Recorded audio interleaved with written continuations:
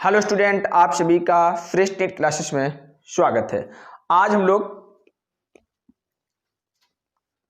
परागण की जो घटनाक्रम को पढ़ रहे थे उसमें हम लोग चर्चा करेंगे कि जैविक परागण में जो परागणकर्ता होते हैं वो कौन कौन होते हैं, है ना। जो कारक होते हैं वो कौन कौन होते हैं। हम लोगों ने काफ़ी कुछ समझ लिया था। इससे पहले हम लोग साल्विया में परागण पढ़ चुके थे। कैलोट्रोपस के माध्यम से किस प्रकार परागण होता है, परागण में यक्का किस प्रकार भूमिका निभाता है, आदि आदि बिंदुओं पर चर्चा कर चुके थे। आज हम लोग बात करेंगे कि इनके साथ साथ और कौन से कारक हैं और कौन से जैविक कारक हैं जो परागण में भूमिका निभाते हैं। देखो यहाँ पे कुछ नाम लिख रखे हैं, यहाँ पे जो कहीं अन्य नाम नहीं, आपकी एनसीईआरटी बुक से ही नाम लिए गए हैं, क्योंकि एग्जाम में जो नाम आने वाले हैं ये आपकी एनसीईआरटी से ही आएंगे, तो आपको पता होना जरूरी है। लेकिन पुष्पी पादपों में परागण में भूमिका निभाने वाले जैविक कारक कौन कौन हैं, तो यहां पे कुछ नाम दिए गए हैं। जैसे देखो, मधुमक्खी, तितली, भौरे, बर, कीट, चींटी, शलभ, पक्षी, चमगादड़ और वानरगण। अब वानरगण में आपको मुख्य रूप से लीमर और लेम्यूर याद रखना है। और सरीसृप, अब सरीसृप में आपको गीको छिपकली और उपवन छिपकली को याद रखना है ना। अब सरीसृप का मतलब ये नहीं कि आप सरीसृप को उठा के कहीं मगरमच्छ या सर्प पर जाके अपनी बात रखो दो तो गलत हो जाएगी, ठीक है। तो यहाँ पर आपको छिपकली और दो छिपकलियां हैं, गीको और उपवन, ये भी परागण में भूमिका निभाती हैं, किंतु हम इनको समझेंगे। देखो क्या होता है कि अब एक बात आती है कि ये सर यहां पर आप लोग कुछ, आपको थोड़ा अंतर दिख रहा होगा, जो परागण करता है उनके बीच में आपको कुछ अंतर दिख रहा होगा। जैसे मैं अपनी बात यहां पर रखता हूं, जैसे यहां पर आप लोग देख रहे होंगे मधुमक्खी, हाँ इसका आकार कुछ है, तितली इसका आकार कुछ है, भौरे, बर, कीट और यहां तक कि चींटी काफी छोटे आकार पर चले गए हम लोग, है ना। लेकिन यहां पर देखो एक साथ वानरगण, जैसे लीमर, लेम्यूर। अब बात एक आती है कि सर एक बात बताओ हमको कि जो ये परागण का जो माध्यम है ये क्या है। यदि कीट जो परागण करता है जैविक कारक है, क्या उसके आकार पर व्यवस्था प्रणाली में भी परिवर्तन आता है? बिल्कुल बात ठीक है। जो परागण करता है यानी जो परागण करता है उसका आकार भी निर्भर करता है। आकार, जैसे आकार की बात समझिए, यहां पर मधुमक्खी, तितली और भौरे ये क्या करेंगे, ये मुख्य रूप से क्या देखेंगे, जब परागण करने जाएंगे तब ये मुख्य रूप से क्या देखेंगे, ये देखेंगे कि पुष्प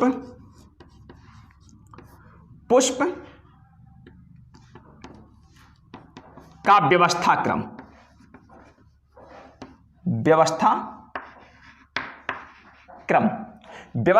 बोलने का मतलब है कि पुष्प की पंखुड़ियों ने अपने आप को कितने अच्छे से व्यवस्थित कर रखा है, इस चीज को ध्यान देंगे। कौन मैंने बताया, मधुमक्खी, तितली और भौरे, और भी कई हैं लेकिन समझते चलो। दूसरे, पुष्प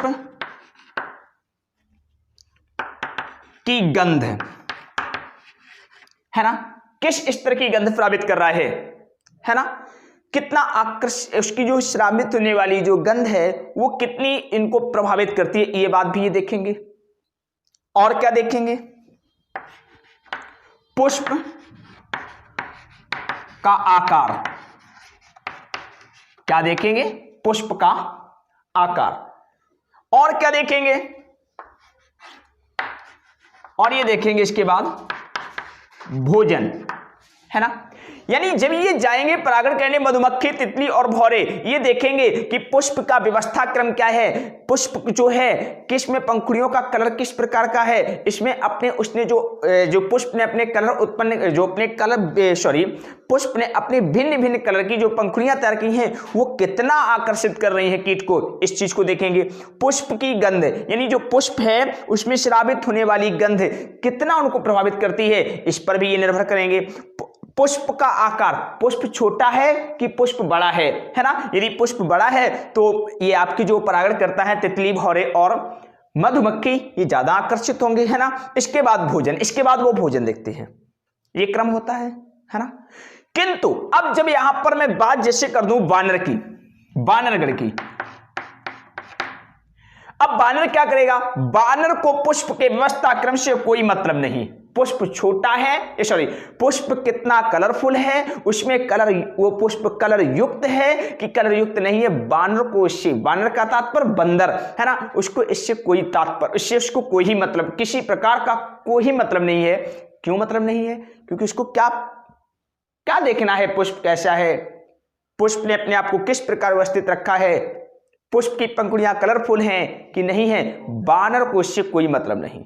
दूसरा, पुष्प की गंध, इससे भी वानर को कोई मतलब नहीं, पुष्प से गंध कैसी आ रही है, पुष्प से निकलने वाली गंध वानर को प्रभावित नहीं कर पाएगी।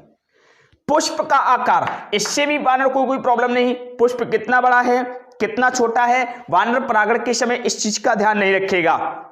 अच्छा, भोजन, वेरी वेरी इंपॉर्टेंट, यही तो वानर को चाहिए। वानर को क्या चाहिए, भोजन, कि वहां पर जो भोजन है वो हमारे अनुकूल है कि नहीं है।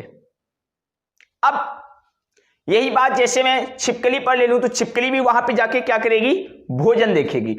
तो याद रखना, ये जो आपको छोटे आकार में जो छोटे कीट दिख रहे हैं ये भोजन के साथ साथ उसकी व्यवस्था प्रणाली को भी देखते हैं, किंतु जो परागण करता आकार में बड़े दिख रहे हैं आपको, है ना, जैसे वानर हुआ, छिपकली हुई, इनको मुख्य रूप से वानर को कोई मतलब नहीं है कि पुष्प की व्यवस्था प्रणाली किस प्रकार है, पुष्प बड़ा है कि छोटा है, पुष्प किस प्रकार का रंग उत्पन्न कर रहा है, पुष्प में किस प्रकार की गंध आ रही है, पुष्प है भी कि नहीं है ना। यानी उसको ओनली वन जो ध्यान देना है वो तो भोजन से मतलब है, उसको परागण हो रहा कि नहीं भगवान में उससे कोई तात्पर्य नहीं, उसका ओनली वन एक उद्देश्य है कि उसको भोजन मिल रहा है कि नहीं मिल रहा है।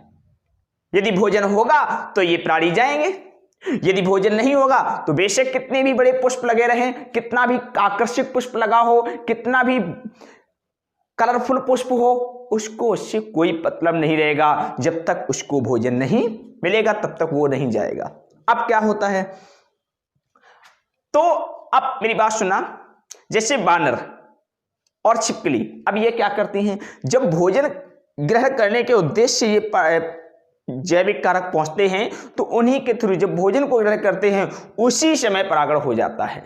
तो इनके जो ये परागण करता है, इनके परागण में पुष्प की विशेष भूमिका नहीं होती है। इनसे यदि परागण कराना है तो पादप को भोजन की व्यवस्था करनी पड़ेगी बजाय पुष्प के।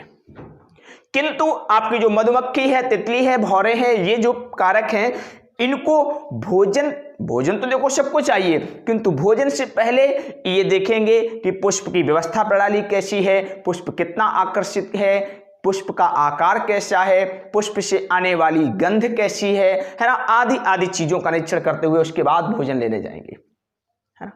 तो ये अंतर होता है। अब दूसरी बात सुनिए, यहाँ पे भौरे, बर, कीट, चींटी, शलभ, पक्षी, है ना, ये क्या करते हैं, इनके लिए परागण की व्यवस्था दूसरी होती है ना। तो इसलिए मतलब परागणकर्ता पर पादप को अपने परागण के लिए उसके अनुकूल अपने आप को व्यवस्थित करना पड़ता है। परागणकर्ता के आधार पर पादप को यदि परागण करवाना है तो अपनी व्यवस्था प्रणाली परागणकर्ता के आधार पर व्यवस्थित करनी पड़ेगी। वो पुष्प चाहता है कि वो भोजन चाहता है, पुष्प या भोजन दोनों चाहता है, ये परागणकर्ता पर निर्भर करता है। अब हाँ, एक चीज याद रखना, आप लोग पक्षी और चमगादड़ एक ही बात मत समझ लेना। पक्षी और चमगादड़ में अंतर है, चमगादड़ पक्षी नहीं है, याद रखना। चमगादड़ क्या है, स्तनधारी प्राणी है चमगादड़, पक्षी नहीं है, है ना। ना हम लोग क्या समझ लेते हैं कि पक्षी या चमगादड़ बात एक ही है, ऐसा नहीं है। पक्षी को हम चमगादड़ में शामिल नहीं करते और चमगादड़ को हम पक्षी में शामिल नहीं करते। यानी इससे एक बात आपको दिमाग में बिठा लेनी है कि चमगादड़ पक्षी में नहीं आता है, ये स्तनधारी वर्ग में रखा जाता है क्योंकि इसके पास स्तन ग्रंथियां होती हैं। इसके बाद वानर गण जिसमें लीमर और लेम्यूर आता है। इसके बाद सरीसृप जिसमें गीको छिपकली और उपवन छिपकली आती है। ये क्या करती हैं, ये मुख्य रूप से भोजन पर निर्भर करते हैं कि इनको यदि भोजन बेहतर मिल रहा है तो ये परागण अच्छे से करेंगे। इनको पुष्प की अवस्था प्रणाली से कोई तात्पर्य नहीं है। ये बिंदु आपको पता होना चाहिए, ठीक है ना, ये आपको जानकारी होनी चाहिए। अब मैं यहाँ पे कुछ बिंदु लिख रहा हूं।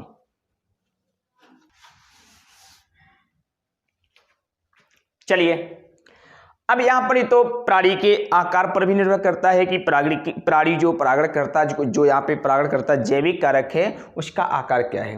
यानी बड़े आकार का, जैसे अभी बानर गणों को देखा था, जो बानर होते हैं उनको पुष्प की अवस्था प्रणाली पर किसी प्रकार का प्रभाव नहीं पड़ता है ना। पुष्प की अवस्था प्रणाली क्या है, पुष्प कितना आकर्षक है, पुष्प में किस प्रकार की गंध है, इससे उनको कोई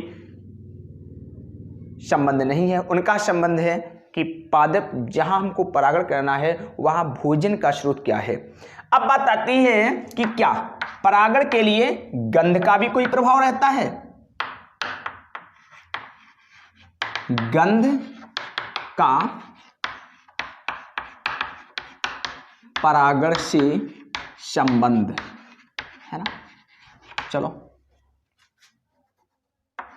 बिल्कुल बात ठीक है। जो पुष्प है, यदि पुष्प में गंध आकर्षक, वैसे आकर्षक नहीं लिखना चाहिए,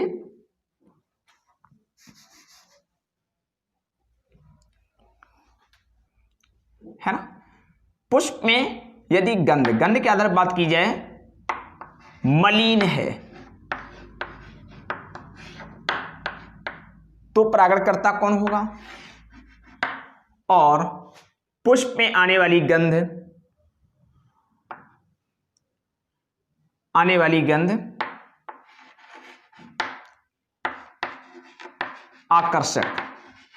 आकर्षक में जो प्रभावित करती है हम लोगों को, ठीक है।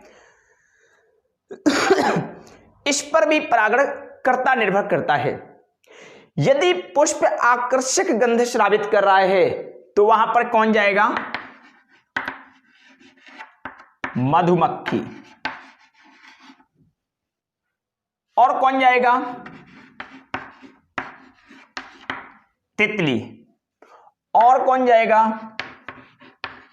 भौरा, है ना। यह है कि नहीं है। यानी यदि पुष्प में जो निकलने श्रावित होने वाली गंध है, यदि वो आकर्षक गंध है तो उसका परागण मधुमक्खी द्वारा हो रहा होगा, उसका परागण तितली द्वारा हो रहा होगा, उसका परागण भौरा के माध्यम से हो रहा होगा। किंतु यदि वो गंध मलिन श्रावित कर रहा है, पुष्प जो गंध श्रावित कर रहा है वो मलिन है, तो यहां पर मधुमक्खी जाएगी, नहीं जाएगी, तितली नहीं, भौरा नहीं, तो फिर कौन जाएगा, देखो कौन जाएगा, मक्खी, बीटल, है ना। कौन जाएगा, मक्खी और बीटल जाते हैं। यदि पुष्प द्वारा श्रावित गंध मलिन है तो वहां उसका परागण आप स्वतः समझ जाओगे कि या तो उसका परागण मक्खी के थ्रू हो रहा है या उसका परागण बीटल के थ्रू हो रहा है। किंतु यदि इसमें आकर्षक गंध है, आपको प्रभावित कर रही है, तो इसका मतलब उसका परागण या तो मधुमक्खी, तितली या भौरे से हो रहा है। तो गंध का परागण से संबंध है कि नहीं है, बिल्कुल बात ठीक है। और परागणकर्ता के आकार से भी संबंध है। अब जो भाई बानर आएगा वो बड़ा आकार में विशाल है, उसको ऊर्जा चाहिए पेड़ों पर उछल कूद करने के लिए। उसको जब ऊर्जा चाहिए तो ऊर्जा का स्रोत भोजन है। उसको क्या मतलब पुष्प कैसा बना रखा है कैसा नहीं बना रखा है, उसको तो भोजन चाहिए। लेकिन तो इनको क्या चाहिए, इनको भोजन तो इनको भी चाहिए, किंतु उसके साथ साथ ये अन्य चीजों का भी ध्यान रखते हैं कि पुष्प में आने वाली गंध किस प्रकार की है, पुष्प की व्यवस्था प्रणाली किस प्रकार की है, पुष्प में जो आकर्षित करने की जो पंखुड़ियां हैं उनमें किस प्रकार के कलर हैं, इन चीजों पर निर्भर करता है ना। अब जैसे इसमें आगे बात करते हैं इससे पहले हम लोग एनसीईआरटी को भी थोड़ा देख लेते हैं। आ जाइए एनसीईआरटी में, हम लोग बात कर रहे हैं आप लोग पेज नंबर 31 पर आ जाइए, ठीक है। और सबसे निचले जो सबसे नीचे पैराग्राफ है उस पर बात करते हैं। अधिकतर पुष्पी पादप परागण के लिए प्राणियों को परागण कर्मक या कारक के रूप में प्रयोग करते हैं। मधुमक्खियां, भौरे, तितली, बर, है ना, बानरगढ़ में लीमर आ जाएगा, सरीसृप में छिपकलियां आ जाएंगी। इस प्रकार ये महत्वपूर्ण भूमिका निभाते हैं। क्या लिखा हुआ है? चमगादड़ आदि सामान्य परागणकर्ता अभिकर्मक हैं। बिल्कुल बात ठीक है। प्राणियों में कीट पतंग विशेष रूप से मधुमक्खी प्रधान जैविक परागण कर्मक है। याद रखना, कीट पतंग विशेष रूप से मधुमक्खी प्रधान जैविक कारक है। यदि आपसे कोई सीधा क्वेश्चन पूछ दे कि जैविक कारक में सर्वाधिक परागण किसके थ्रू होता है, तो याद रखना जैविक कारक में सर्वाधिक परागण जैविक कारक में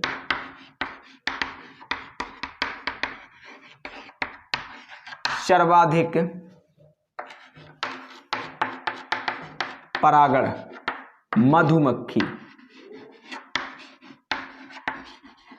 मधुमक्खी के माध्यम से होता है ना।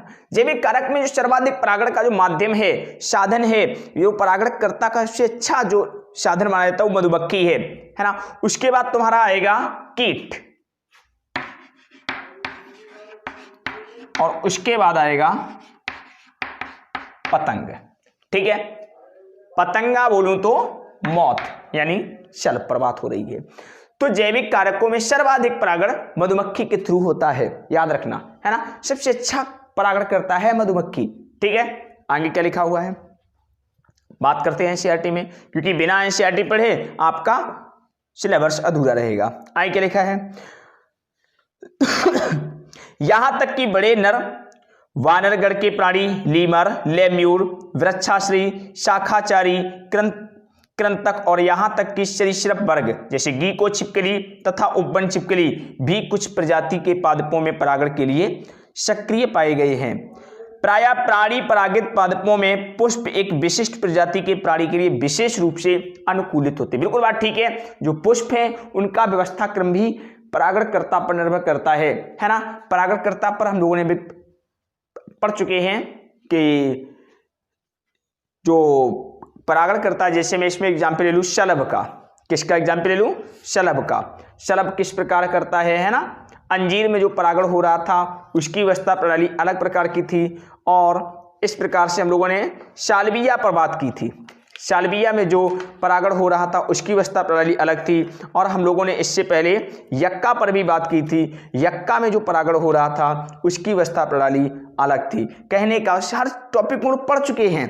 कहने का मतलब ये है कि परागणकर्ता कीट जो है उसके आधार पर पुष्पों की व्यवस्था प्रणाली भी अलग अलग होती है। अधिकतर कीट परागित पुष्प बड़े रंगीन, पूर्ण सुगंध युक्त तथा मकरंद से भरपूर होते हैं।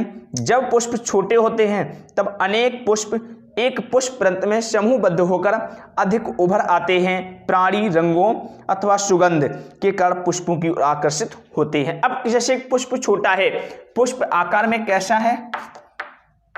पुष्प जो है तुम्हारा वो आकार में छोटा है, और यदि वो आकार में छोटा है तो अब क्या करेगा? एक साथ कई पुष्प आकर एक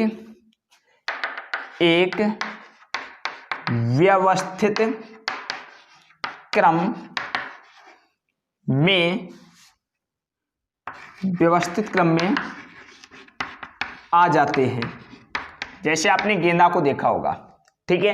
गेंदा में खुद में एक पंखुड़ी एक पुष्प के समान व्यवहार करती है ना। तो वहां पर कई सारे पुष्प आके एक पुष्प क्रम का रूप ले लेते हैं, और अब उस गेंदे को पुष्प को देखकर परागणकर्ता आसानी से आ जाएगा। और यदि वो ओनली वन नंबर में एक ही होता तो परागणकर्ता को आकर्षित करना थोड़ा कठिन काम था। ठीक है, तो इसलिए वही बात यहां लिख रखी है कि पुष्प का आकार छोटा है तब एक साथ कई पुष्प आकर एक व्यवस्थित क्रम में आ जाते हैं या व्यवस्थित क्रम में व्यवस्थित हो जाते हैं, जिससे कि कीट या परागणकर्ता उसकी तरफ आकर्षित होता है। आगे क्या लिखा है, मक्खी एवं बीटल में परागित होने वाले पुष्प मलिन गंध प्राप्त करते हैं, जिससे कि प्राणी आकर्षित होती है। बिल्कुल बात ठीक है। अब यदि जो पुष्प मलिन गंध प्राप्त करते हैं, अब परागण उनको भी करवाना है, तो अब उनकी जो गंध है वो मलिन है, तो इसके लिए अब उनकी तरफ आकर्षित मधुमक्खी नहीं होगी, है ना। और इसके साथ अब जब मधुमक्खी होगी नहीं, पतंग क्या कहते हैं, तितली होगी नहीं, और इसके बाद तुम्हारा भौरा होगा नहीं, तो फिर कौन होगा, आप कहोगे मक्खी। याद रखना, या मधुमक्खी नहीं लिखना है, मक्खियां लिखना है, ठीक है। और इसके बाद बीटल, ये कैसे होते हैं, ये मलिन गंध वाले पुष्पों की ओर आकर्षित होते हैं, परागण में इनकी भी भूमिका होती है। एक बात